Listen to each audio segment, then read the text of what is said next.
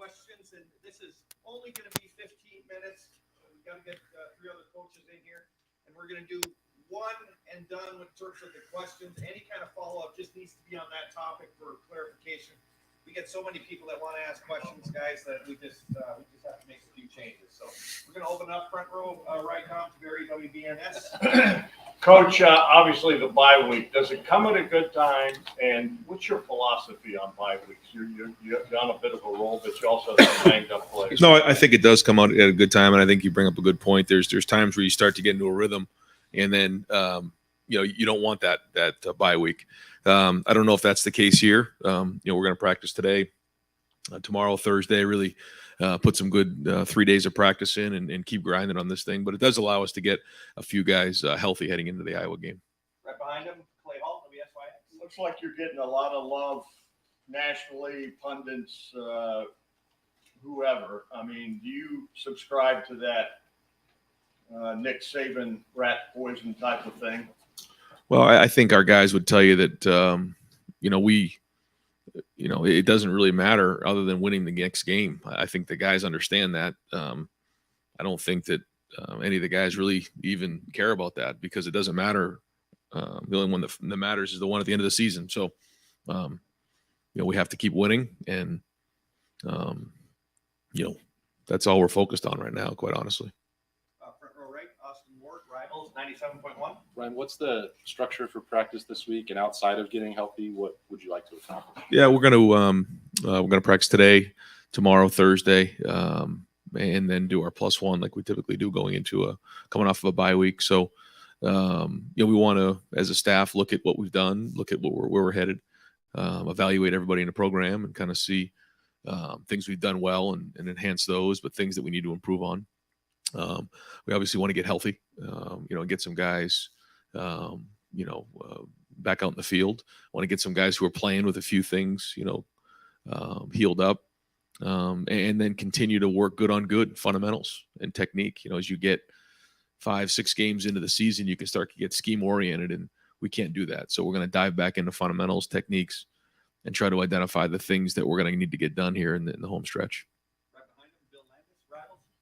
Ryan, your punt and punt coverage have been very good this year, but I think maybe the rest of the special teams operation has been a little hit or miss. Just how are you feeling about that as a whole, especially the return game with some of the drop balls? Yeah, we're going to do a better job fielding the ball. I think if we do that, then we feel a little bit better about all of it. But certainly we can't be doing that. We got to make sure we field the ball better.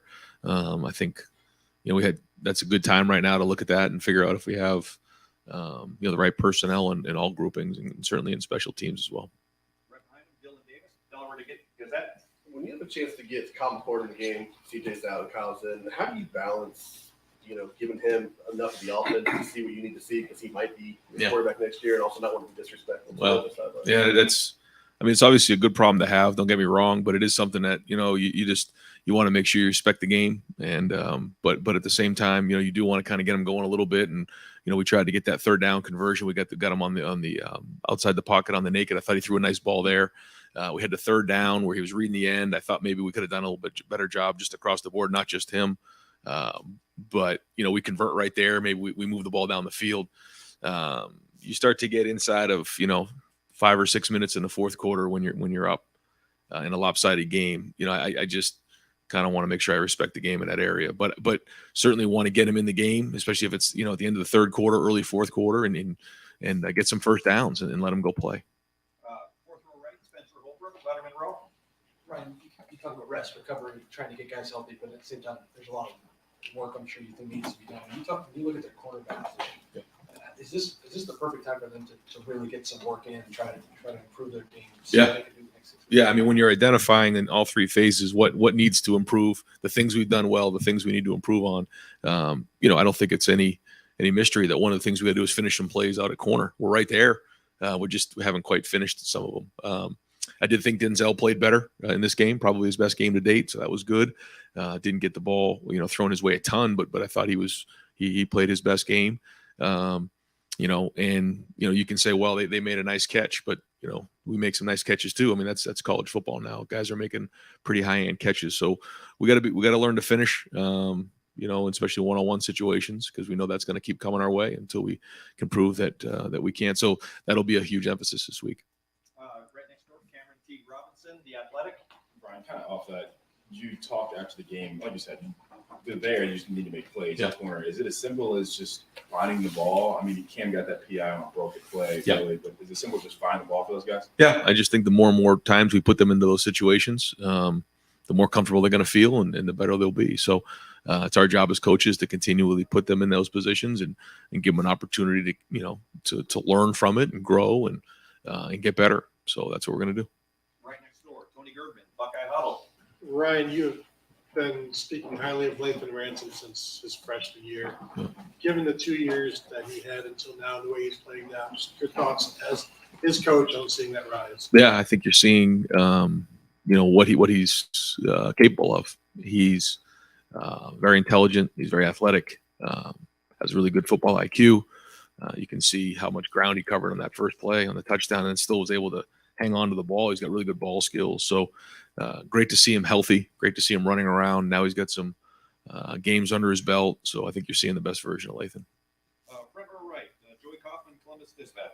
Ryan, before last week's game, you mentioned Jordan Hancock, somebody you're hopeful to get back after the bye. If he is able to come back second half of the season, what kind of impact can he have? What did you see throughout the offseason? What sort of role do you envision for him? Well, he's, we were hoping going into the season he'd be battling for a starting position.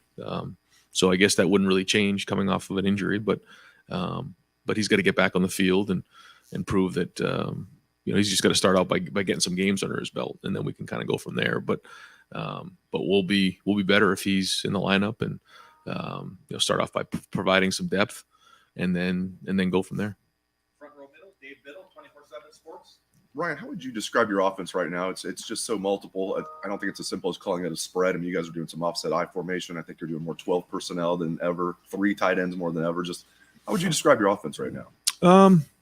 We're trying to find different ways to attack the defense based on the guys that we have. I think when you look back 10 years ago, maybe more now, it was like the spread offense was kind of, the new thing, and that was creating a little bit of stress for the defense. And so I think maybe, defenses over time have kind of caught up to just lining up in spread sets. Actually, I know they have. And so now we're trying to find more creative ways to create new surfaces, bigger surfaces, different formations that, you're not giving them what they're working on. You're not giving them what they're practicing. And now there's a fine line there, and I think our guys, it's not easy here. We do a lot of stuff. And so guys have to be really well prepared coming in every day. It's not just we're going to run the same plays every week. We're not going to do that. But I think they enjoy that. I think they really embrace the challenge of, trying to give the defense a lot of problems. But at the end of the day, we still have our base things that we'll do that we'll line up and play. We know what our base is. We know what our identity is. But I think the guys enjoy coming in on Tuesday thinking, okay, what are the new things coming in this week? And then go putting it on the field. And it's fun. You can see the excitement of when we execute plays that we've been working on that maybe are new. You can see the excitement. They enjoy that. And I think that's a tribute to our coaches, but more importantly, our players coming in every day with the ability to go take a meeting to the field and then go put it onto the game field, because that's not easy to do. Yeah. I'm Stephen Means, Cleveland.com. I know you're not going to sit here and try to take any award for CJ yet halfway through the year, but just halfway through his second year as a starting quarterback, what are some things you've liked, maybe some things you haven't liked, just kind of evaluate that you've seen from him? So. Yeah, I think, all right, so first 6 games, I think the first thing you notice is just his movement. I think that you could see that in the first couple games. His movement has been improved, whether it's been out of the pocket, doing some things that are designed or not designed, scrambling, extending plays like he had to do in the first game and a couple other games. So I think that's been good. I think his red zone play has been excellent. I think when he's had to throw the ball away, he's thrown the ball away, but he's also made some really good throws down there, which has led to us being successful in the red zone. But overall, I just think it's his leadership, his vision, his accuracy, all the above. Right behind it, Dan Hope, 11 Warriors. Ryan, I heard you say on the radio last week that, you guys had a lot of injuries, and you've noticed that around the country, a lot of teams are having to play depth because of injuries. Do you think there's any reason why maybe there have been more injuries this year? Yeah, I don't know if I have the numbers or data to back that up. I don't, but it was something that I just kind of felt, and I don't know, but it does, challenge your depth when you're in those types of situations. And I have been proud of the guys who had to step up, whether it's been in special teams or some different positions, going into some games with two freshmen, corners who had never really had any experience before, or, a running back position. We've had some stress at a couple positions that we've had to go play some depth. And so that's been, I think, another thing. If you're just identifying what are the things that have been positive in the first 6 games, I think we've seen some of that go on. Our depth has been challenged at different positions, and we've responded pretty well. And hopefully that can, pay off here in these last 6 games of the regular season. Fourth row left, Jacob Bench, the Lantern. Yeah, hey Ryan, just going back to CJ, you mentioned, I think last week or a couple of weeks ago, he doesn't play for personal accolades, doesn't really care too much about the stats. And then he said after the game Saturday that he's dedicating the season to Dwayne Haskins. He said he writes like his cousin's name and stuff on wristbands and whatnot. Just what does it mean to you to see your quarterback play for something bigger than himself? Yeah, I think you can see it. I think the players can see it. I think you can see his attitude on the sideline. He is not concerned about statistics. I think he understands that they're gonna happen and they're gonna come, but he's focused on one thing, and that's winning and being a leader for his teammates. And when you truly play like that and just have an open heart, and I think it carries over to your team. And naturally his stats are really good, and naturally he's playing at a high level, but that's not what he's focused on. And I think all the guys on the team have embraced that, and certainly his leadership has been felt. They understand that there's no expectations going into a game. Yeah, we hold each other to a high level. We want to play and be the best team in America. So I think that's probably what you're getting at. And it's not just about him, and it never has been, by the way. I mean, it's just the way he is, the way he's wired. And I think that's a sign of a great leader. Deep left, Brendan Gulick, Buckeyes Now and Sports Illustrated. Coach, I guess I'm just curious. I know the goal is to always have that pair and a spare where if somebody's not available, you don't have a drop off. You guys have had a really impressive year in not having a drop off. Have you been around another team that reminds you of the way you guys continue to just plug a hole and execute at the same level? I don't know. I haven't really thought about that, but I think one of the things that happened last year was we had so many younger guys play. So when you look at our roster right now, I mean, we have some juniors and seniors, but we also have some sophomores that are very experienced, because there was quite a few freshmen who played last season, where the year before that wasn't the case. So, there was some struggles last year. There was some growing pains. I mean, it wasn't easy. It was difficult at times, but I think now you're seeing some of that experience and some of the things we worked through in the growing pains last year starting to pay off, because these guys played, and there were so many first times last season. So now they're not. So when you're playing guys and putting them in the game, even though they may be sophomores or even some of the juniors, I mean, they played a lot of football. So the depth has been strong, and it comes down to leadership too. JK and Jair, they have to step in in Wisconsin, and they hadn't had that experience. But I think the guys around them, Ronnie Hickman and Tommy Eichenberg, and some of the guys who have played before, they put their arm around them and say, we're going to figure this thing out together. I think that's important too. And I think that's the leadership that you need when you're working through an entire season. So I think it's probably a combination of all those things. Fourth row middle, Andy Anders, Buckeye Sports Bulletin. Yes, Ryan. So obviously, big narrative coming in this year was being able to run the ball when you needed to on short yardage plays that the defense knows you're going to run the ball. You guys faced a 4th and 1 fairly early in this game while it was still a contest, and converted. What made that play successful in as much detail as you can? It looked like there might have been a check line, and then how did that set up the touchdown pass to Julian Fleming that immediately followed? Yeah, I mean, you never know how things are going to go, and that was one that I guess we had the quarter change. There's a timeout. I forget exactly, but there was a long time pondering over that one, because, you go down one road, you say, okay, if we get this and we go down the field and score, it turns into a 2-score game. You don't get it. they get the ball in plus territory. And I think at the time it was 21-13. So you just kind of go back and forth in your mind. And, I know how that goes. If you go for it on 4th and 1 and you get it, great call. If you don't, what are you doing? So it's all about the execution. So then the conversation became, do we feel like we have a good play that we can run against the defense that we're expecting? And we thought we did. We thought we got ourselves into the right play there. And I think it was the next play we scored the touchdown on. So, those are the swing moments of a game that you got to have, those game altering plays, those gap plays that you got to be able to respond. And we did. And so then the whole game changes from there. At least that whole half did. And so that's something we're going to bring up in the meeting today when we talk about the game. Right next door, Pat Murphy, 24/7 Sports. Ryan, you guys have talked about the balance at running back. And we've talked about it a lot. But when you have guys that can go off the way that they have individually, how do you work with those guys to? I know they're selfless and they don't mind giving up carries, but they also I assume want to be on the field as much as possible. How does that dynamic work with them, especially after they both have back-to-back big games? Well, I think that it's just unique. I think we've talked about this for a while, but they understand that they need each other, and they both, I don't think, are surprised when the other one's in there that they run so well, and I think they make each other better. So I thought, Dallin came in and did a nice job when he was in there. I thought when we had an opportunity to get Xavier Johnson involved, we handed the ball to Emeka. We found different ways too to spread a couple carries around, which I think is good for the offense and healthy.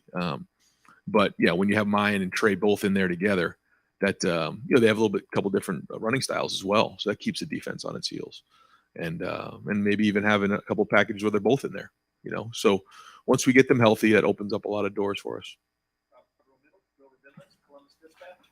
Right, I know injury timetables are hard to predict anyway, and not your favorite topic. But what's your level of confidence that for the Iowa game you're going to get some of your key guys back? I mean, Mayan, Jackson, whoever else. Yeah, I mean, going into today's meeting, going through the injury report, really for a bunch of those guys, it was the expectations that they're going to play for the Iowa game. Now, they still have to come along and they have to have a good week and all that, but that's the goal right now is to get them.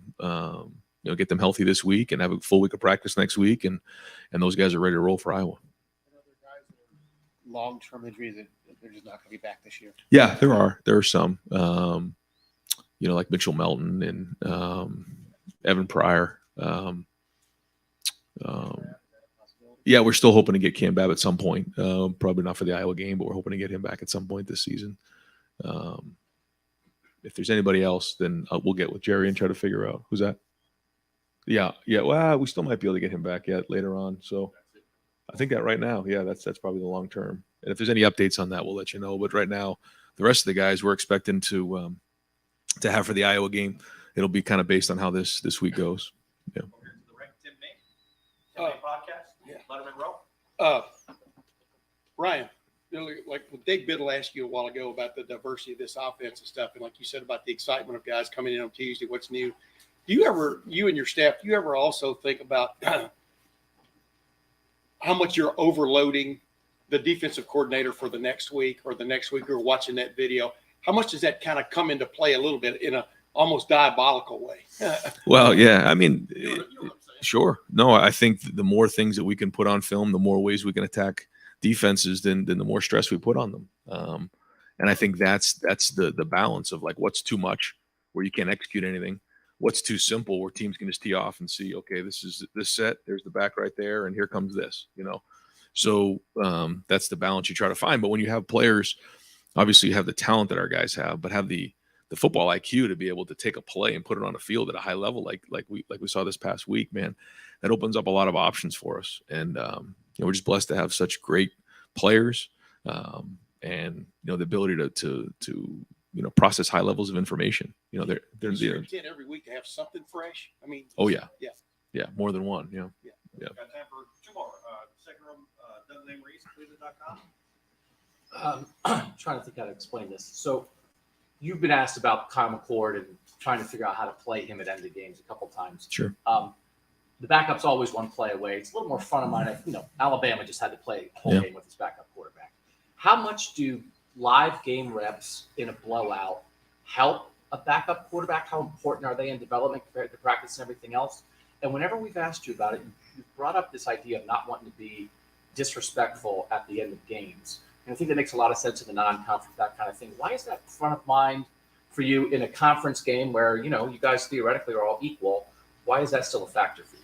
The first part, I think, yeah, it is. I think it's good to get him in the game, get whoever in the game, whether it's the quarterback or anybody else. You know, just getting those game reps under your belt is different than in practice for sure. But that's just the way that I've always believed. You know, the game should be played. I think when you're rolling and you know you're in the third quarter, you're beginning of the fourth quarter, go play. But when you start to get towards the end of those games and they get a little lopsided, I just think that's the way to respect the game. I just want to go back to the question about the cornerbacks. As you look ahead for what this next week needs to be for them, for Denzel and Cam, I guess, especially at the top of that list, do those guys need a lot more reps? Do those guys need a break? How do you sort of look at the week for them, just because that is the position that's maybe stood out? I think that these 3 days are great days to get better, and then take a couple of days to catch their breath. But I think, yeah, we got to try to. The best way to coach is to put players in game situations. So how do we create those exact situations that have happened in the first 6 games, and then allow them the opportunity to find the ball? Simple as that. You know, it's not really complicated. But without doing it so much that we blow their doors off. We got to make sure that we're keeping them healthy. But that's it. We just have to try to find a way to simulate the game and make it harder, make practice harder than the game, so that when they get there, they're ready to make that play. Coach, thank you very much. All right, guys, thanks.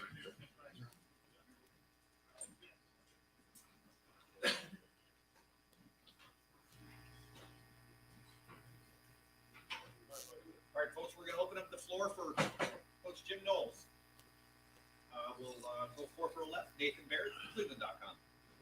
I'll just follow up with the same question I asked Brian, I guess, in some ways. But as you look at that cornerback position, what do you feel like this defense needs to accomplish during this week, heading into another week of game? Is there something specific about this week that you can do to help Denzel and Cam and those other guys just raise that level of play?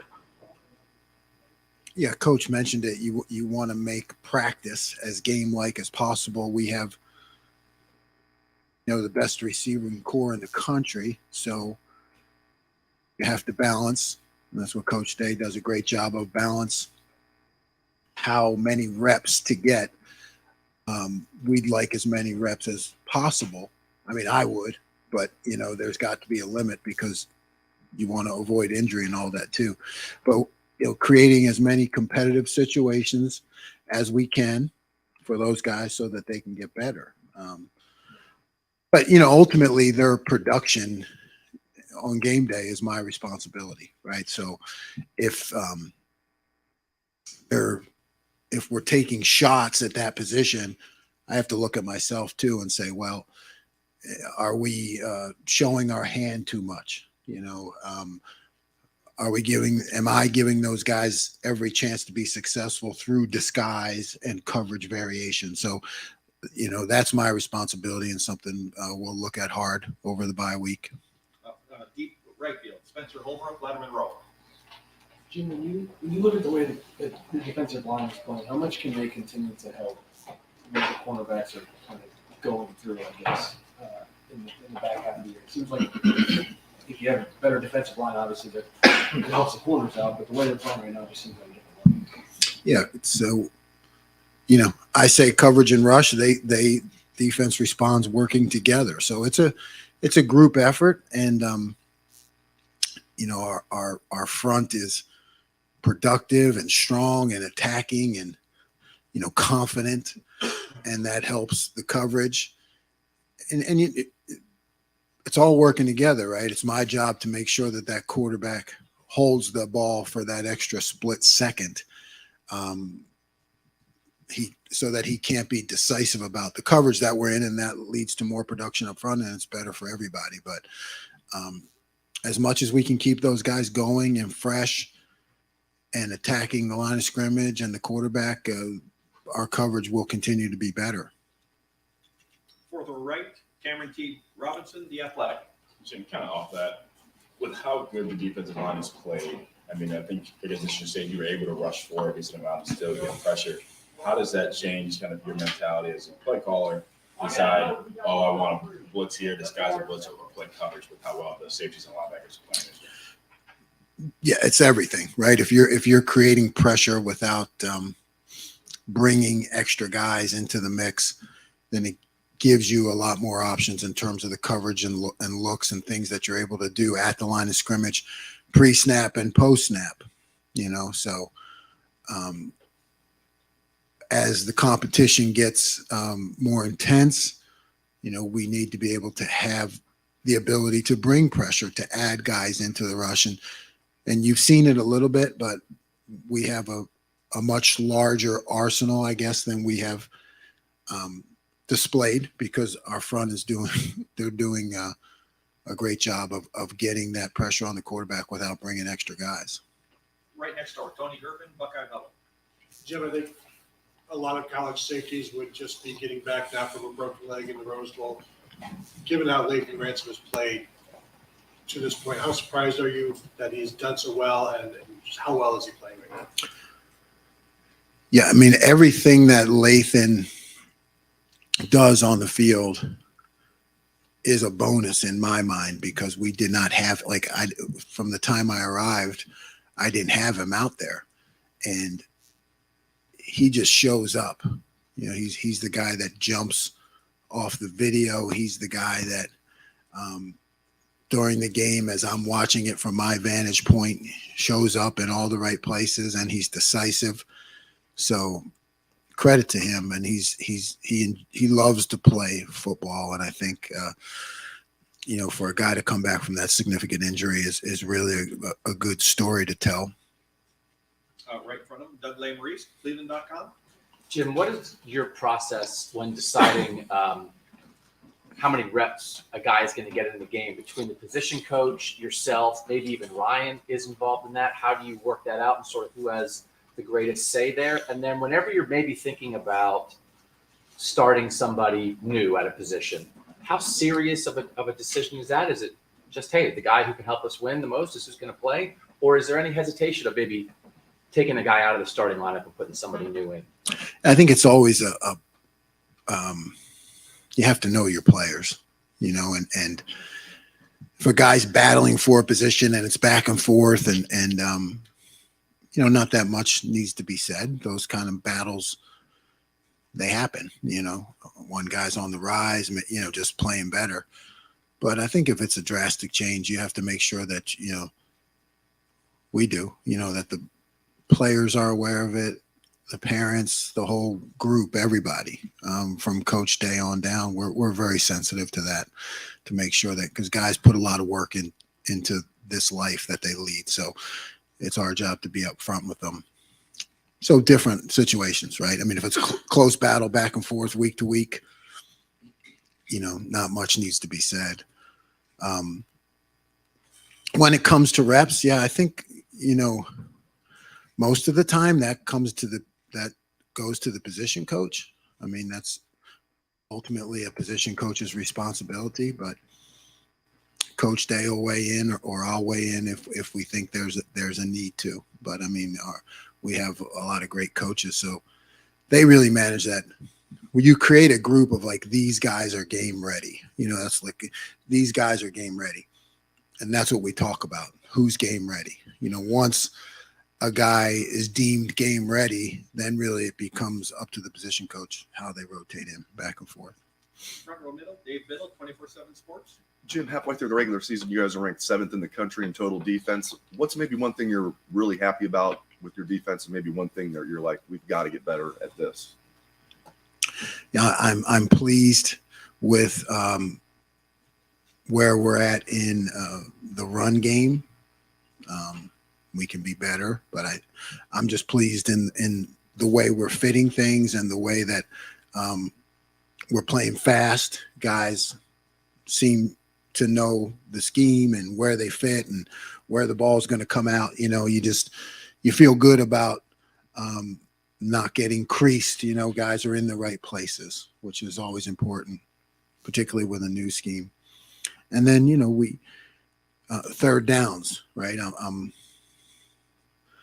pleased with that. I think in both the run game and third downs, we still have more that we can do. We're just starting to approach the level that we want to be at, but there's more that we can do in those two areas.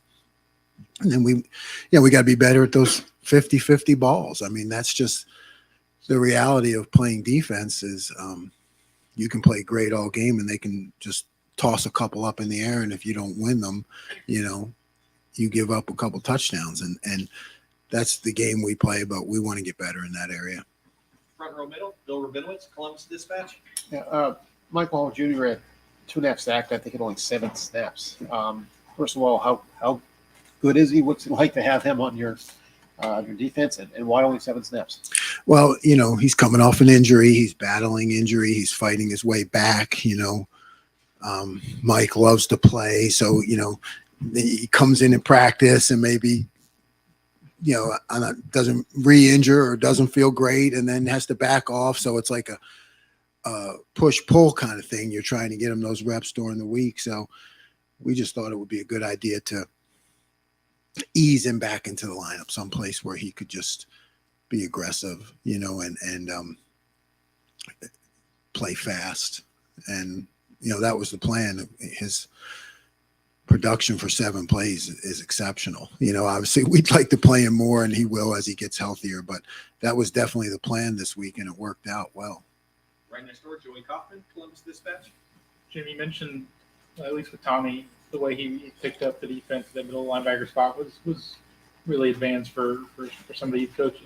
Steele's the other guy starting with them, and somebody who didn't play a ton at the position until last year. What do you think of the way he was able to learn stuff this offseason and take it to the field through 6 games? Yeah, Steele is he's just making continual progress all the time. Smart, enjoys playing, has picked things up well. I think what you're seeing in Tommy is advanced. I think he's really kind of not the norm, but Steele has picked it up at a sound pace and has become more and more productive as the weeks have gone on. Third row left, Dan Hope, Levin Warriors. Jim, I know you talked a lot before season about how, installing, kind of ramping that up over the course of the offseason. Is there more stuff that you look to install this week during a bye week? There are things that we've installed that we have not shown yet. So, we do that. I do that as I kind of think weeks in advance. So we want to be able to, I don't think it's best if you install something that week and put it in the game. I mean, sometimes you need to do that, but I'd much rather think ahead, and we've put things in now that you'll see in the upcoming weeks. So we'll continue that in the bye week. I don't think it'll be like, hey, let's download some more during this week because it's the bye week, but we try to stay a few weeks in advance. I do with my thinking. So we'll just continue at the same pace. It's working, and I definitely don't want to put more on the players. Right in front of him, Stephen Means, Cleveland.com. Follow up on what Doug was asking a little bit with Lathan and Josh specifically. I know you guys are teaching them everything, but everybody's natural skill sets are different. Can you just talk about the difference between what Lathan brings to that safety spot versus what Josh brings to that safety spot, and how that maybe shows up in the game? Yeah. I feel like Lathan has some versatility in between the adjuster and the bandit position. I think he seems to be a guy who can be both strong side, weak side, fit the run pass, see the concepts, maybe in a broader spectrum. Josh is I think he's really good when he has a specific assignment and direction and is able to really just unleash and play fast. So Lathan plays bandit, and he can do that from a physical standpoint, but I think he also thinks and sees the game like an adjuster, more like Ronnie does, so that it's more versatility. Fourth row left, Jacob Benz, the Lantern. Yeah, hey Jim. Take a look at you mentioned the linebackers there.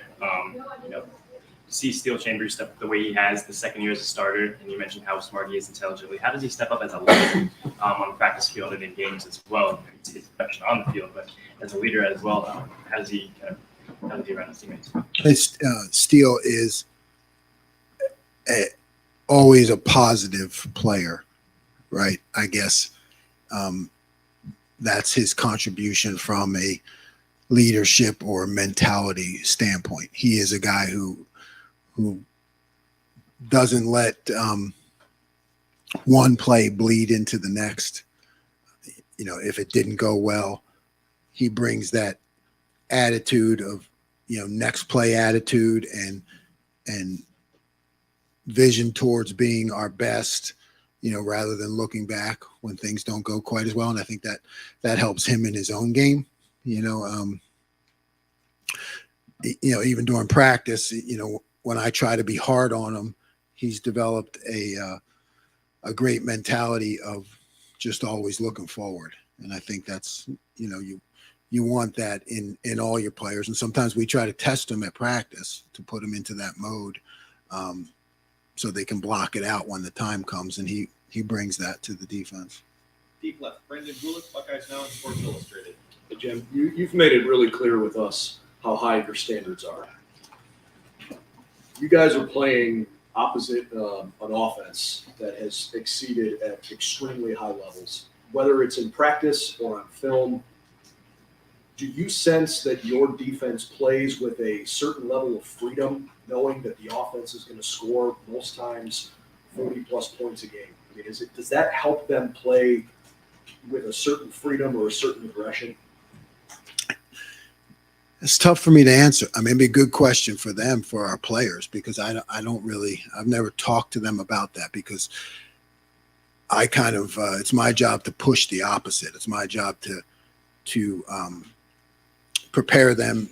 We talk about making a stop on that play, on that series, no matter what the score is. And I have to drive that point home, for when and if there's a time where it becomes more competitive. I don't think that's something that a defense can just turn on all of a sudden and say, oh, we're in a close game. We better pick it up. I don't think that's the way you create great defense. So I'm on them all the time, regardless of the score. But it'd be a good question for them. I would think if I was a player, it certainly helps, because our offense does so well. But I try to get them to just think about that series, no matter what the score is. Second row right, Bill Landis, Rivals. Jim, these 50-50 catch situations, I know sometimes the guy just makes a good play. I think that might have happened on the Jaden Reed touchdown there. A nice catch by him. Outside of those plays where the offensive guy just makes a good play, what do you think is missing in those moments for your guys, whether it's, I don't know, getting your head around or physicalities? What are you harping on in those situations? We talk a lot about winning at the line of scrimmage. I think when you go back to some of the plays that haven't gone in our favor, you have to look back to the start of the play. And if we're in press coverage, and to make sure that we're throwing our best punch at the line of scrimmage, because that helps the route down the road. And then, it's all about where are you at on the field? What's your, inside, outside, close to the sideline, close to the hash mark. There are all kinds of coaching points that you can give. And, it comes down to fitting what the player does best with the techniques. There are a lot of techniques, and our coaches are on top of all of them. But you have to kind of melt what's best for the player combined with the technique. And, also the play call. Like I said, people, you can talk about not making the play on the 50-50 ball, but I have to say, you guys don't have to if you don't want to, but I have to say, hey, why is this guy incurring so many shots, right? I mean, how do I need to disguise things better, change things up differently, so that doesn't happen. So offenses don't feel that they can do that. So I have to look back on at myself. So it's not just that split second at the top of the route. You know, it's football. There's a lot that goes into it, and practicing, and winning at the beginning of the play, throwing punches, and then the play call, and what's the quarterback seeing, what's the offensive coordinator seeing. Am I creating the best situation for that guy to be successful?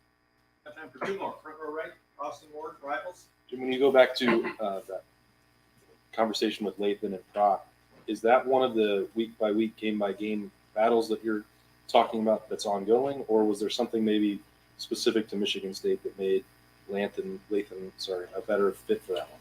Yeah, it's week to week, right? I mean, again, we deem them both to be game ready. There's a lot that goes on during the week that you guys don't see, like who's banged up, who's practicing more,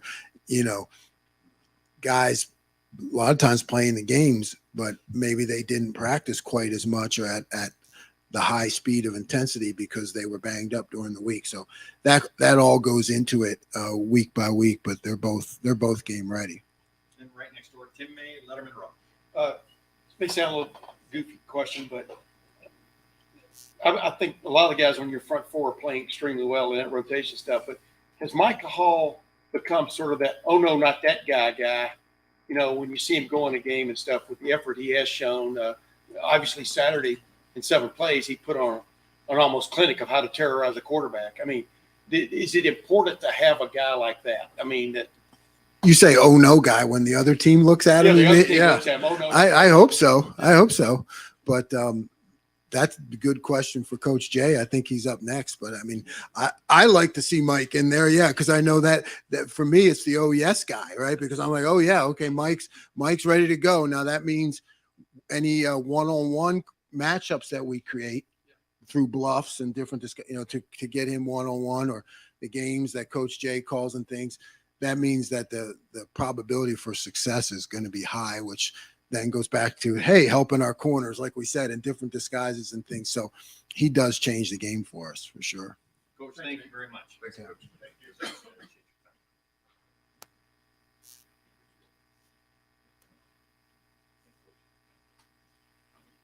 All right, we'll open up the floor for Coach Johnson, 4th row, middle. Mike Hall. Get everybody hands for Mike Hall. Andy Anders, Buckeye Sports Bulletin. So yes, this question is about Mike Hall. All right, go. What do you want to know? He talked in the post-game presser about developing his explosiveness in the offseason. What sorts of things, I guess, how do you develop that trait in a defensive tackle? Well, it starts in the weight room first. That's the most important thing. Coach Mickey's group did a great job of getting those guys physically ready. That's the bottom line. Second part is just getting ready to play on the field. We probably spent more time this season really attacking the sleds more, and just kind of really pounding the sleds, just get more physical fits throughout practice. So that's one thing that kind of added more up just to make sure that we're physical at the line of scrimmage. And that's kind of helped us. Second row left, Stephen Means, Cleveland.com. Kind of a Mike Hall question, but Yeah. Whether it's moving Zach inside in the rushman package, or when Jack is the Jack moving around, and so Mike is technically on the end now, what has been a more, I don't want to say difficult, but difficult process developing Mike Hall's edge skills or developing Zach Harrison's? Well, you got to look at the front. If you look at the 5 technique playing in, it's no different playing 3 technique on the inside. It's the same spacing as we see it. Might have more space because he's outside. So we felt when you were a pass rusher, you can rush from the 5 technique, 3 technique very well. You wouldn't see him in a 9 technique wider than that because he would be out of space, too much space for him. So we feel that playing a 5 technique with his skill set, it gives him a chance to still rush the passer. So that's why we do it. Yeah. Front row middle, Dave Biddle, 24/7 Sports. Coach, what's different about Tehran other than the fact that he's a 5th-year senior and has the experience? He came in as the number 1 D tackle in the country. He seems to be playing at that level now. Just what are your thoughts about what's different about him? I think he came in early, he had some injuries. He got set back. Those things set him back. And I thought from the spring on, he kind of really dedicated himself to really make sure he's in great shape. He's in great shape, 305, and that's where he wants to be. But he's playing at a very high level. And he's a great leader on the front four for us. I mean, he knows everybody's position. He can get them lined up. And that's the thing. I think he's doing a great job. And the leadership skills he brings to us is pretty good, too. So I think that's the biggest thing. He's stronger, he's healthy, and he's playing at a very high level. Yeah, I've noticed at the end of the game, Caden Curry made a play where he kind of like jumped and leaped and made a tackle. I mean, what do you see from him? I mean, does he kind of jump out to you the way that he sometimes does? I said to him, Caden Curry is a football player. Put him on the field, and he'll find a way to make a play. And that's what I saw him do in high school. I mean, you just watch him play in high school. He's just all over the field. And that's the kind of player he is. And so as we continue to move forward the next 6 weeks, hopefully get a chance to give him more reps and can I give him a chance to do some things on the field. But I like him a lot, this fact that what he brings to the table. Fourth row right, Cameron Teague Robinson, the Athletic. Larry, just this defensive line, it seems like there's a different person every time they can big play. Obviously, Mike had a big play, big game, but I mean, Zach Harrison had a good game. I mean, I think JT's probably 3 holes away from 3 sacks the other day. What is the dynamic like with this defensive line that they don't really care who wins, and they know that if each of them do their job, this defensive line is going to be good. I mean, I think that's the key. I think you said it all. I think, first of all, you got to realize who we are as the Rushmen. We don't care who gets the credit as long as we're all playing hard, and that's the bottom line. And that's something we sell in the room. You know, this play as a group, this play as a unit, and we're all successful when everybody has one play. So Mike Hall had great plays, but it celebrates everybody. You go watch the plays, you see a guy that got blocked, I got free, and then Mike is making a play. And I think that's the testament to the players themselves, understanding exactly what the Russians mean, playing together as one. You know, that one pack is what I call it. Right next door, Tony Gerben, Buckeye Huddle. Larry? When you guys are charting after the game, GAs or whatever, do you guys keep track of holds and who gets held in terms of the defensive line? Who gets what? Who gets held by the offensive line? Not much necessary. We watch and cut it up, put it on a videotape. You can't dare you send it to the officials, right? You can't send it to the officials. But yeah, we watch it and just see it. Just the kind of guys know it. It's frustrating for our guys. I know it is. You know, just try to keep them as part of the game. We just got to keep pressing away, and that's what we try to set up. But yeah, so we have a lock of all those plays. Yeah. I see that JT is leading the team and being held. Would you agree with that? Where would you put him on the standing? Oh, he's getting some extra credits. I think there's some extra attention, as would say, for some reason. But that's part of it, though, right? It really is. You know, and you look at the game, look at the play, and you worry about the defensive end, so you start tripling, you start doubling, and when you start doing that, you turn somebody in loose one-on-one, and that's why the match was pretty good for us. Before, you'd have one defensive end was really good, and you might have another guy, then they double, you got nothing. So now when you decide to chip both ends, you turn 2 guys loose on the inside one-on-one. Maybe the center slide to one guy, but you leave one guy one-on-one, and we count on that one-on-one to win for us. Deep left, Brendan Bullock, Buckeyes Now at Sports Illustrated. Hey, Coach, thanks for spending some time with us. I want to ask you just about hand fighting. Who in your group do you think is really excelling at shedding offensive linemen because they're really good with their hands? I think Teron does a great job. Teron does a really great job of getting off blocks real fast. If you watch Zach and study Zach does a good job in the run game for us. He really physical in the run game, big, long guy, can get his pads on it. Certainly, Jack Sawyer does a great job in the run game. So I think the guys are doing a good job using their hands and escaping off blocks. That's the biggest thing is when you're getting blocked, it's getting off blocks. And that's something we practice every day, working on getting off football, getting off blocks also. Far left, Nathan Baird, Cleveland.com. You guys were a little reticent to give us a lot of details about the Jack and what was going to happen there coming into the season for obvious reasons. But looking back on that now, the 8 months from the Rose Bowl to the start of the year, how much did you have to teach Jack Sawyer about that spot and just how you feel like he's progressed in that spot and what is still on the table for him in the second half? There's still a lot on the table that we still haven't done yet in the Jack package.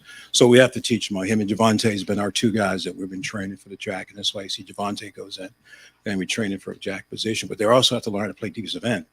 And so it's kind of like double duty. So you got to be careful how much we put on this plate because he's got to play 2 positions, even though they sing similar, but they have different techniques to go around. So progressively, we're moved forward in it, but we still have some things that we need to do, that we can do, I should say, in the Jack package. Yep. Front row right, Joey Cox, Dispatch. Larry, is there any sort of frame of reference for what Mike Hall did on Saturday to have 2.5 sacks and like 7 snaps? Have you read play with a more efficient game. Okay, so let's break down Mike Hall. All right. So Mike Hall has been injured. He was hurt, and so the game plan was to limit his reps just so we can get him through the bye week and get him healthy. And so we decided that maybe we just rush him on the third down package, just trying to give him a chance to get on the field and keep his skill set going. So that's what happens. So on third down, he goes to the field to rush, and then rushman package, and he got the one-on-one, and that's what you want. You want to get one-on-one. You double Tehran or double somebody else. You can let somebody go free. And I thought Mike did a great job with the rush. We twisted a little bit to try to change it, try to create matchups. So that's why he had 8 plays, 2.5 sacks when he went on the field, because he was fresh. He didn't play 30, 35 plays in that time frame, but that was the game plan going in. It was a surprise to everybody, but we wanted to keep him fresh and healthy going into the next 6 weeks. And we thought that's the best way to handle it for this game. Had it changed, somebody got hurt, he might have played 40 plays, but it didn't happen. So very fortunate we got him out of the game without getting there and re-injuring himself. And then now we can move forward. Right next door, Tim. Yeah. Well, now you've answered the Mike Hall thing. I wanted to ask you this. You have a unique perspective here. You were on this staff so many more years before Jim Knowles showed up. What is the biggest difference you've seen on this defense compared to a year ago? Not asking you to maybe cast aspersions, but what do you see that you really like about the way this whole defense is playing, Larry? It's a different philosophy, first of all. It's a totally different philosophy than anything I've been a part of as a defensive staff.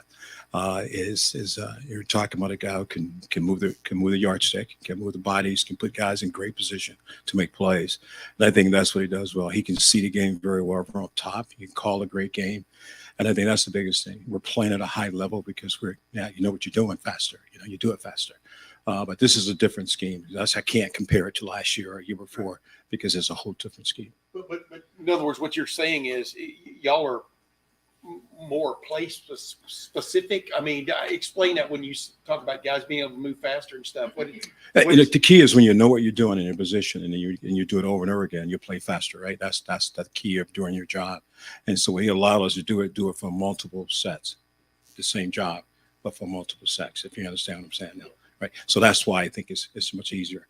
It's hard for you to know where I'm going to line up at every single time if I move the stick every now and then. And I think that's what coach does a great job of changing our technique and how we play it. So that's different, totally different. Mike Hall have a great yellow. He does.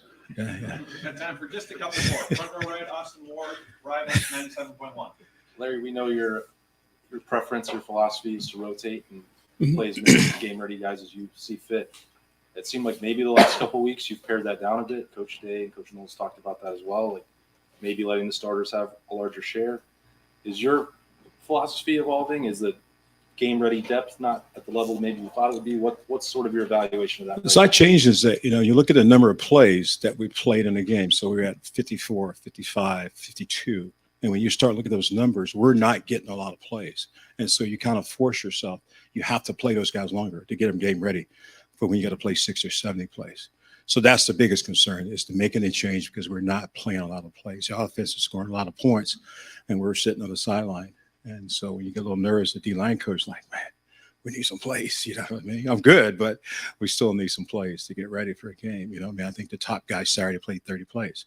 We'd like to get that to 40 plays, 45 plays, to be honest with you.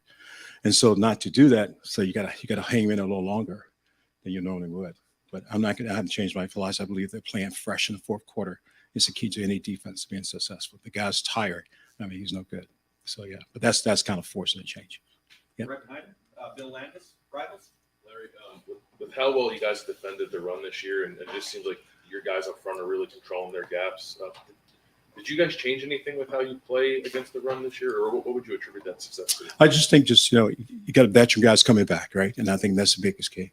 We have guys that played last year, and now they're back, understand the technique to play our gap scheme. I think that's, and then you move them a little bit to kind of change. And every defensive lineman needs a three-way go. You need to go in, you need to go out, always going forward. And so that's the thing that Coach Knowles done a great job, giving an opportunity to change so we're not sitting darts. You know what I mean? So now when I'm playing a gap, I can play it more physical because I know exactly where I'm at. And if I change the gap, I got a chance to penetrate. So it's a little bit of both. I think it's fundamentals, techniques, and the fact that the scheme allows us to play really solid at the line of scrimmage. Yeah. And final questions, third row left, Dan Hope, 11 Warriors. Larry, you said before the season you thought you had an alpha dog on the defensive line. Is we call that alpha dog? Yeah, we still got some dogs left. No, I don't think you can say it right now. We're 6 weeks and we're really pleased where we're at right now, to be honest with you, as a unit. And as a defense, I think the 6 weeks would kind of determine who that guy's going to be. You know, there's some front runners, but I hate to say right today who's the alpha dog. Yeah, I guess I hope a couple more dogs can run in the pack. You know, that's what I'm hoping. Yeah. Coach, thank you very much. Appreciate it. Thanks, guys. Thanks, Larry.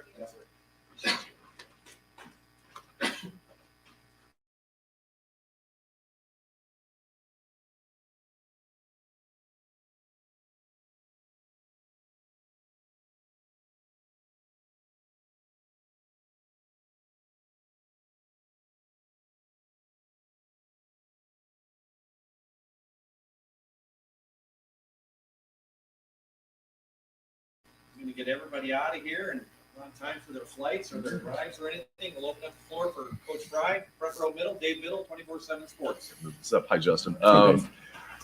6 games through the season, it seems like the O-line's playing well overall. What are you most pleased with? And maybe what's one thing that you still feel like we got to get better at? Their weekly approach. You know, these guys aren't settled with like, oh, we had a good game last week, let's go. Every week we come in, we find something on film that we need to attack, something that maybe wasn't as clean as we want, and they're looking for that. So that's been the best part. I think if you continue to do that, and as Ryan talks every week, right, it's a new challenge and a new game, and you can't rest on what you've done, and you got to work your details and fundamentals and technique, and these guys are looking for that every week. So that's been probably why, if you say it's been consistent, because on Mondays they show up and they've watched the tape, they've taken notes, they want to know what we can improve on, what we got to work that week, and then we attack that during the week, and they've done a really good job with that. As you look at your O-line right now? Just the basics. I mean, when we're supposed to run the ball, you got to run the ball. When we got to protect the quarterback, make sure the quarterback's protected. You know, staying physical, staying assignment sound. I mean, it sounds all basic, but that's what you got to do. You got to block them so they can't tackle them. And so whether we're throwing the ball or running the ball, we just got to make sure that we're continuing to do that at a high level. Deep left, Nathan Baird, Cleveland.com. Your players have talked a lot since the end of last season about kind of the chip on their shoulder as far as succeeding, especially short situations, third and short, fourth and short. Just where do you feel like the performance is right now? And was that something you picked up on early on when you got here, that sort of urgency that they felt about that? I mean, not really to the back part of that, but I think what they're doing a good job of is situational awareness, like understanding when it's a third and short call, when it's fourth and short call, and what anticipating and those things. I think these guys are just growing every week. And like I said, once again, the information of why we're calling what we're calling, when we call it, what to look for. They've continued to grow in that area. So the situational awareness, I think, has helped those guys a lot. Whereas it's just not another play, whether it be an inside zone, an outside zone, a quick game, a slide protection. But when we're calling it, what area of the field, what the situation on the clock is, they've done a really good job of kind of registering that, which has helped. Fourth row middle, Andy Andrews, Buckeye Sports Bulletin. Yeah, I just wanted to follow up what you said there. So situational awareness. What changes as an offensive lineman then, blocking for a third and short play versus blocking for a 1st and 10 play when you're running the ball? Just the understanding of what the defense can maybe bring to you. Pad level, urgency, gap control. Understanding a P and 10 or a 1st and 10 may look a little different than a 3rd and 1 or a 3rd and 2. And so you may tighten up a technique. You may have a different call that carries in that situation. And it's just reps. I mean, it's with all those guys. I mean, you look across the board. I mean, we've said it 100 times, Paris is now playing the tackle. So he's gotten more reps under his belt. DeJuan's now a second-year full-time starter. He's seen some more of those looks. So, I sound like a broken record all the time when I talk, but they haven't gotten incrementally stronger or faster. The game is starting to slow down because they can register those little things that will help them play at a high level. And they're really starting to do that. And like I said, that's week in and week out. The next week they come in and it's not, all right, we played this team last week. It's the same. It's, coach, what's the answer? What are we looking for here? Because they really want to be bit into that. The big chunk runs have come on that outside zone look where, it's maybe DeJuan and Paris kind of stringing out a run or collapsing a line to create a hole. Is there something in their skill set that helps facilitate that? I mean, I can't really speak to that. Maybe we're doing that now, going back right now. You get a good chance in the bye week to look at what you've done well, what you haven't done well. Maybe there's some things that you think you've done really well statistically or quality control is good, but have you executed those well or is the defense misfit? I think for our guys, though, our tackles, they're big and athletic, right? So if we can put them in the best situations to run off the ball and have whether they're double teaming or they're man blocking guys, But once again, it's just, who do you have and how do you block them? And we just got to keep pressing that week in and week out. And like I said, this just goes back to the kids. I mean, I haven't taken a snap in, thank God, in 16, 17 years, right? This is all these guys putting all the work in, and just, it's our job as coaches to try to put them in the best situation to do that. And, it helps when you have big, strong, athletic guys. You have guys that are craving the answers to the test before they take the test, those types of things. So I think all of those build the confidence so that when the play is called, they go out and make the play when their number's called. Right next door, Pat Murphy, 24/7 Sports. Coach Day's talked a lot about your kind of vision that's wider than just the offensive line. And I assume that comes from your time at UCLA and what you were doing there. How have you seen that maybe help your offensive linemen learn the game more than just, okay, I need to block this guy in front of me? I think just probably the teaching component of how much do I need to give those guys on a certain play. Like we're not going to ask, Matt Jones to know the rotation of the coverage to the boundary and those things, right? So I think as a staff, just as we talk, and once again, it's just putting the guys in the best situation where we can attack the defensive structure that week, and then breaking it down kind of into the Cliff Notes version, or the, as we say, trimming the fat a lot with our guys. What do I need to give to the tackles, to the guards, to the center, saying, okay, on this formation or this set, look for this because this could be coming. So I think just the funneling of the information, probably helps. But I've always really tried to do that. The longer you do coach and get around and been able to be in the pass game and the throw game and skill guys and big guys, I think it's more of a, that recipe of like, what does it need here? You need a little extra sugar, a little extra salt, whatever that is, and just knowing what to give those guys so that they can go play really fast and really physical and really hard. Back at the wall, Jeremy Birmingham, Rivals. Justin, when you guys are in practice, who are the defensive linemen that come in and regularly give you the biggest fits? And, is there something that you are getting out of practice that you guys maybe aren't getting in games just in this first half of the season? Well, I think Ryan does a really good job structuring the practice, especially early in the week. Like you get some good on good reps, or you get those 1 versus 2s where the speed of the game is important. I've been places before and in our past where you get to scout worn down or laid in, and you kind of get into a little bit of malaise, and all of a sudden the speed of the game jumps on you. So, all of the guys, for the tackles, the guards, the centers, having to block our defensive line, an inside drill and good on good matchups and those things we do. They're just putting really good reps in the bank so that they can draw back on those for the speed of the game. But right now, Larry's doing an unbelievable job of same deal. He's coaching really good players with good technique and good fundamentals, and then the good players are going and making those plays. JT as much as the opposition does? No, we never hold. I don't. Yeah, we don't coach holding. Deep right, Spencer Holbrook, Letterman. Justin, I asked you in May about Paris and his first start. Excuse me. What to say. I don't think he's given up a sack in his career at Ohio State. Are you ever amazed at that stat? And do you see things from him that you wanted to see when we talked in the spring? Have you seen those things from him to make you think, yeah, he's an elite offensive tackle? Yeah, his skill set he's the same as we started, back with Dave in the beginning. Like every week, he's challenging himself to be better, to do things. He's going to see the things that he didn't do as well on tape the week before, and then, I've got my plan of attack for what it is, knowing twofold that that's what needs to be done. And secondly, he's going to hit me up like, hey, coach, I was down a little bit on this. What drills can we do this week to create that or clean that up? So, yeah, I think he's playing really good ball right now. And every week that's our job to make sure he plays better and better and better. Once again, he's got a really high skill set. So that's just our job as coaches, and then my job to make sure that he plays that way by giving him the right technique, the right fundamentals, the right schemes.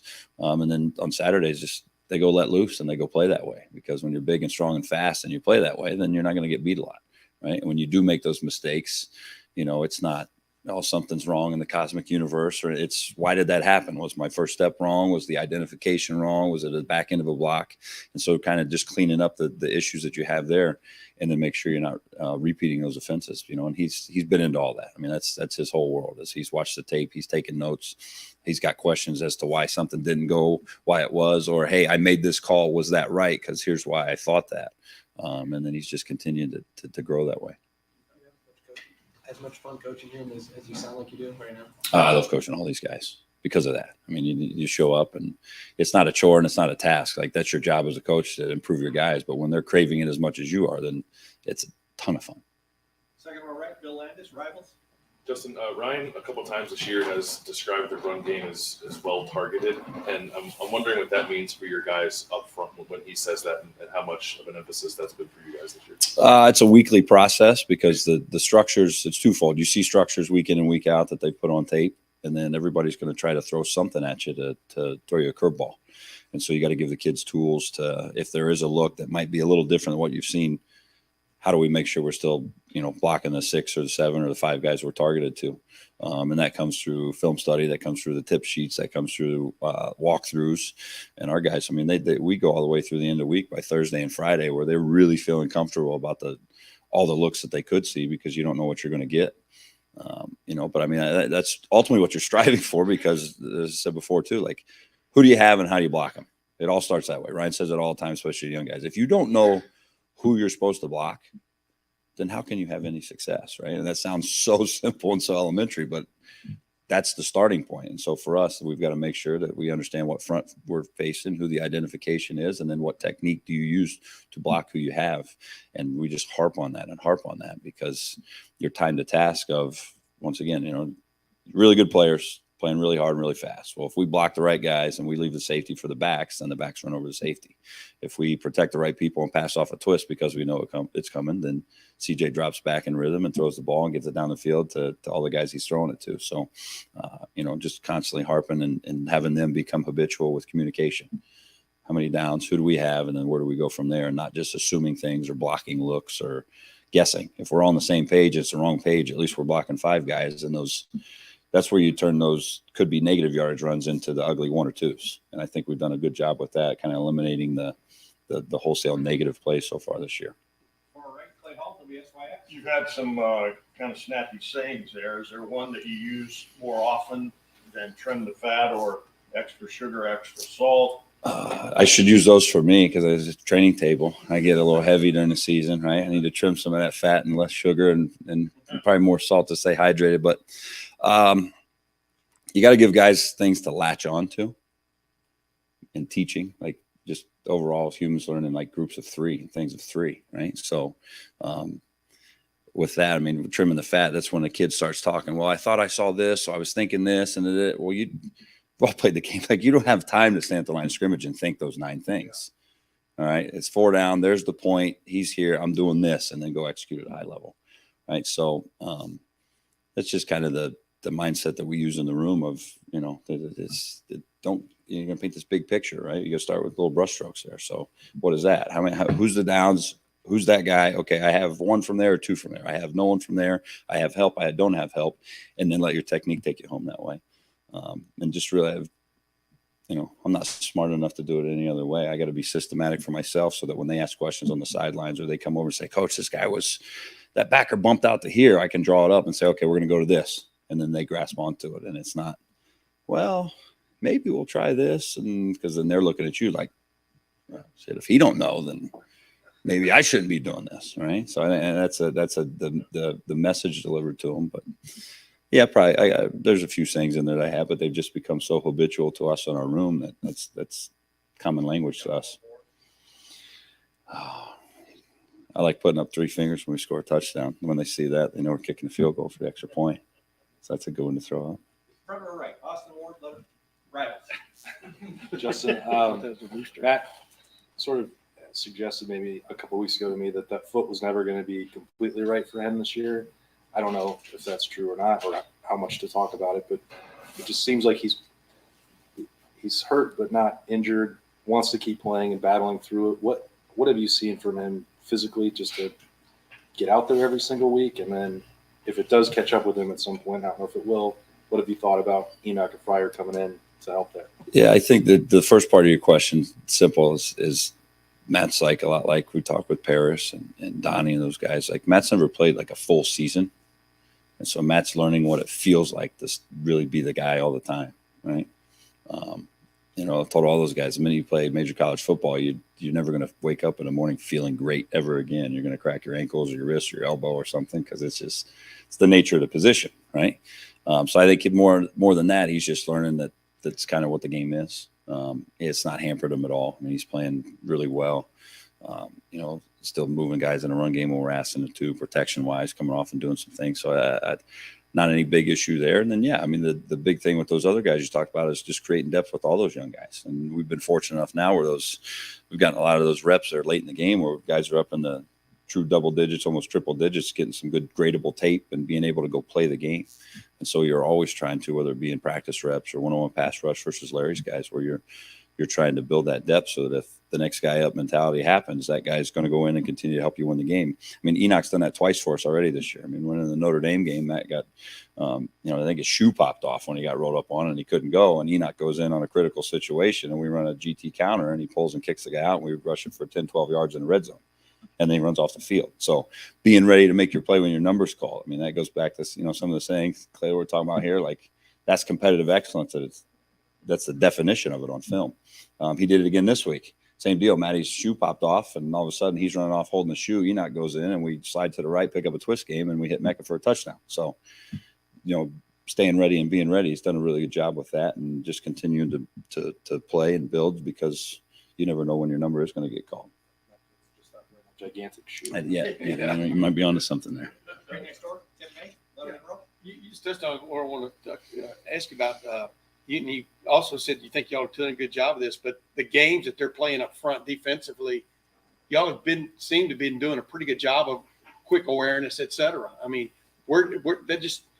I know that comes from reps and teaching and stuff, but you still got to react right now of what's going on, right? How that group is doing it. I mean, Saturday was I thought a clinic in some respects on that. Maybe I'm wrong. Oh, thank you for that.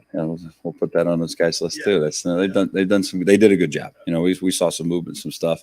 That goes back to what Berm was saying though too. I think of like as you build those reps with those guys and then the comfort, right? So then now at practice, we're practicing against Jack and Zach and JT and inside and trying to block Mike Hall and these guys. And Jerron's played a lot of ball, so big, strong-handed guys. So you're getting some reps on top that maybe aren't on film, but you still can touch a little bit so that if it does show up. And so for us in line play, what is that? Yeah, if you can move some stunts and some movements up front on top of just lining up in an over or under front, we're able to do that now with our guys because they've got banked reps and they understand the speed of the game and they have some of those things. So it's not flashing on them for the first time and then you're drawing it up saying, oh, right? Maybe you haven't drawn that exact twist game up, but they're accustomed twists because it's hard to block. Like I said, you got JT and Jack Sawyer all of a sudden mugging up there in practice, and you're working on a twist game against full speed guys that way. It makes it a little easier to handle it on Saturday.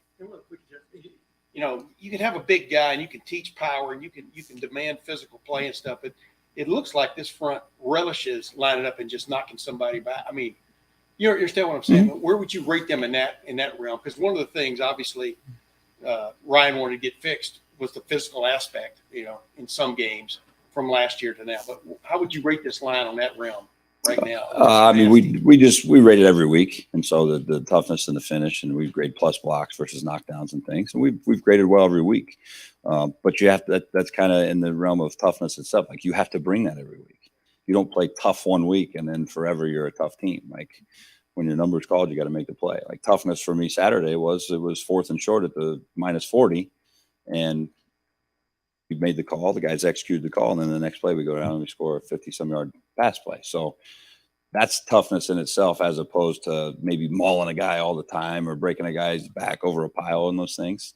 But it's a week-by-week thing that you just, once again, you got to hamper. If you don't see it on tape and you see a guy pull the parachute or stop early, you got to tell him about it, right?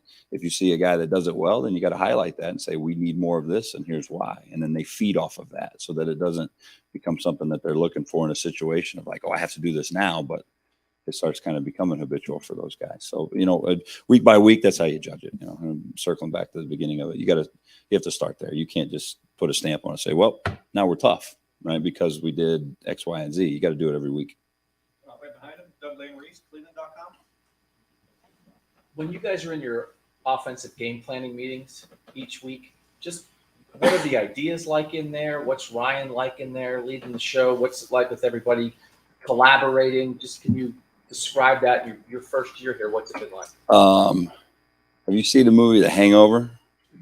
When he's coming down the escalator and there's pi times radius squared and all of a sudden there's all these ideas and stuff that start flowing. No, that's a bad joke. So yeah. So I would say just it's fun because like we all see through the same lenses and we all speak the same language. So it's from a staff starting point. Like we know what our guys are good at, the skill sets that they're good at, and how do we find those plays to get them into, whether that be formationally, whether that be personnel grouping. Those are all things that week in and week out, doesn't matter who you're playing, you got to kind of, vet through those things. And then as you start, once again, we use again, trimming the fat and going through of, they're all good plays. Like you're never going to put up a play on the board and be like, this is a crap play. Let's run this, right? They're all good. But if you get spread too thin or you're too heavy one way, that's not good. So we just do a good job of, like I said, looking through the lenses of, all right, what are we good at? How do we need to attack this coverage? How do we need to attack this formation? And then what is good within that based on the skill set of what our guys can do. And then you just kind of piece it together that way. And then as you go through the week, the kids are heavily involved in it too. I mean, you present, we like this and this, and all of a sudden, Luke Whippler may come back like, hey, coach, I really feel good about doing this block on this one versus this. Is that something we can look at? And then you say, yeah, we can adjust that. Or, you know what, that's too difficult. It's too much thought process and let's take it out because it's, time to task that way. So, but that's a weekly deal based on who you're playing and the defensive structure and, who's in the game plan, who's playing, who's not playing. Those are all things that we have to look through. But it's fun. Early in the week, it's a lot of fun because you're watching a lot of ball, you're watching a lot of tape, you're getting a better feel for what's coming at you, and then you try to attack yourself early in the week in practice so that by Saturday, the guys can go out and execute those plays. Guys, we're not going to be able to get through everyone, but we'll go a few more. Front row, middle. Bill Rabinowitz, Columbus Dispatch. Yeah, Justin, speaking of Luke, he said one of the things he likes about you is the way that you've been able to tailor coaching to each individual player, not just the position, the skill set, personality. You just got here, this year. Can you describe the challenge of doing that, and what was your kind of strategy for doing that? Challenge in positive connotation, I would say, because that's what, once again, in coaching, that's what you're supposed to do. Just early on, getting a feel. You got to find a common ground for each kid and who they are, what they're about, what pushes them, how do they react to certain situations or certain things, and then ultimately just coaching those guys. So as we've alluded to a couple times, like so that at 4th and 1 at the 50-yard line, everybody does their job, right? If the left tackle and the center needed hot pink tip sheets because that's why they see it better, and the right guard needs 72 walkthrough reps, and the right tackle needs yelled at this many times or fired up on this, whatever you have to do to get those guys to do their job, that is your job as a coach, right? Because as I said, like I haven't taken a snap in a long time, and the ones that I did back in the day at the end they were pretty rough anyway, so it's probably a good thing, right? So but that's the fun challenge in coaching is understanding your guys, coaching your guys, getting them to go maximize themselves, and then when they have success, like you feel good about that because you've helped them do what they want to go do, right? And that sounds super cheesy, but that's just a fact. That's why college football is fun still that way, because big, strong, Dwan Jones walks through the door frame and he's huge, but he's still just a 21-year-old guy. He's still just a young man learning and growing in Paris. And all these guys, they do all this stuff. Matt Jones is a 5th-year guy. You say, oh, he's an old veteran. He's 22 years old, right? 23 years old. Like, he got a lot left to him. So finding the ways to help those guys maximize themselves, but ultimately for us to win the games, that's the fun challenge in it, Bill. Third row left, Dan Hope, 11 Warriors. Justin, you guys have done a lot of different things in the run game this year that Ohio State wasn't doing last year. What has your role been in kind of helping bring some of those ideas to the table in the run game? Well, it's not so much me. It just goes back to what we talked about before, like game planning. Like I think the skill set of the guys that we have and what we can do, and we're able to do at a high level, you try to find those year in and year out, right? And so, just as you go through the room, you look at all those guys in the staff room. It's not just me, but Tony's coached a lot of good backs, and they've run it a lot of different ways, whether it be inside zone, outside zone, some pin and pulls, some zone reads. There's a lot of experience in there. Obviously, when Ryan and I were together before, we were in the 50-yard line and 32 personnel a lot of the time. So I think just the mix of everyone in that room having expertise of history of what they've done and how they've done it, and then able to kind of, tailor that to our guys that we have now has been the biggest part. So, me, nothing. I got to get the 5 guys up front to play really hard and block the right guys. If it's my idea one week or it's somebody's this or it's collectively us, it doesn't matter as long as we're doing it at a high level right now. And that's what we say. That's what we judge week in and week out to make sure that when we're supposed to run it, we run it. When we're supposed to protect, we do it. And that's a whole group effort versus just me rolling in a room.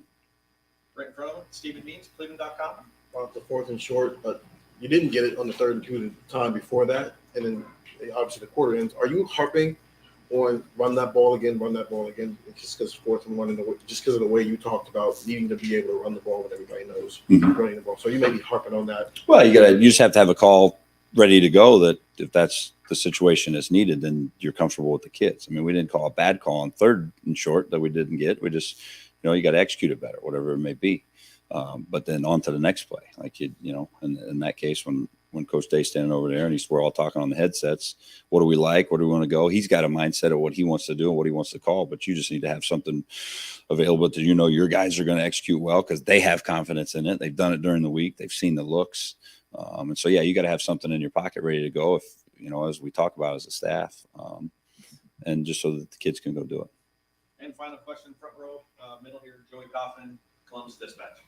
DeJuan came into this year a little lighter than he was before. Just what have you made of his first 6 games? Same deal. I mean, I think he's playing football higher level than he ever has because he wants to, right? Just like you said, the all those things that may be little things as a younger guy or that you don't know are big things as you start playing more become big things. So being able to keep your weight down so that you can play faster and you're not as fatigued late in the game, being able to, stay after practice and get some pass sets or some extra work that he wants to work on with his hips or his hands or his feet or whatever it may be. The run drills in practice. I think just the drills and the work as you grow up and you mature and you start seeing the big picture become more important. Not that they weren't before, but the understanding of why am I doing this rep? And then the application of this rep in an individual drill or versus the defensive line and where does that apply to a game? I think the maturity, that part of it where he sees that or he'll ask, hey, coach, can I get one more of these? Because I'm not comfortable on the back side of this or front side of this. I want to get that. So I'd say he's getting better every week and playing good ball every week because he wants to and it's important to him. And he's training that way. And that's a really good workman's mindset to have as you go through a season, because a lot of guys will all of a sudden it gets hard and you get into it and then you want to plateau a little bit or you don't know the challenges and get a little fatigued. Whereas these guys right now, they understand we got to incrementally get a little better every week, in the technique and the physicality and the toughness and all those things, because that's when you can really separate yourself from a lot of other teams that maybe start to plateau or lose some guys to injury. That you can double separate because you're continuing to get better and they've stopped, right? So your rate's going up as fast as it is on top of separating yourself even more from teams that maybe can't sustain that. Coach, thank you very much. Awesome. Thanks, guys.